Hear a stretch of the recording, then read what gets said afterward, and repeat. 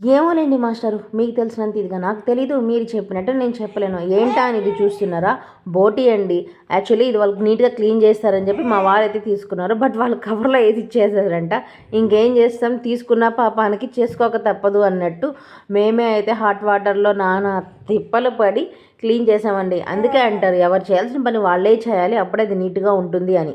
మా వారు నేను కుస్తీ పడి మొత్తం అయితే క్లీన్ చేసాము. ఫైనల్గా మళ్ళీ ఒకసారి పసుపు ఉప్పేసి మళ్ళీ వేడి నీటిలో బాగా బాయిల్ చేసి నీట్గా పెట్టేశానండి. ఇంకా కుక్కర్లో అయితే 3 విజిల్స్ ఇచ్చే వరకు హీట్ చేశాను. పెద్ద కడాయి తీసుకొని అందులోకి ఆయిల్, జీలకర్ర, ఆనియన్ పేస్టు, అలానే పచ్చిమిర్చి వేసాను. బాగా ఫ్రై అయ్యాక అల్లం వెల్లుల్లి పేస్ట్ కూడా వేసి గోల్డెన్ కలర్లోకి వచ్చేటట్టు ఫ్రై చేసుకోవాలి. నేను ఎక్కువ ఆయిల్ యూజ్ చేయనండి, అందుకే తక్కువగానే కనిపిస్తుంది. అలానే ఒక టమోటా కూడా మిక్సీ పట్టి అయితే వేసేసాను. నేను సెమీ గ్రేవీ టైపు చేస్తున్నాను. ఇప్పుడు 3 విజిల్స్ వచ్చేసాయి కదండి మనకు. దాన్ని తీసుకొని మొత్తం ఇందులోకి వేసుకొని బాగా ఫ్రై చేసుకోవాలి. అందులోకి నాన్ వెజ్లోకి టమోటాస్ అంటే పెద్ద టేస్ట్ అయితే అనిపించదు. ఇప్పుడు 3 స్పూన్స్ ధనియా పౌడర్ అయితే వేసుకున్నాను. బాగా ఫ్రై చేసుకోవాలండి. ఎంత బాగా ఫ్రై చేసుకుంటే అంత బాగా టేస్ట్ ఉంటుంది. అలానే కొరియాండర్ లీవ్స్ అయితే వేసాను. మనకు వాటర్ వచ్చాయి కదండి ఉడకబెట్టినటివి, అవి మధ్య మధ్యలో వేసుకుంటూ కలిపెట్టుకుంటూ ఫ్రై అయితే చేసుకోవాలి.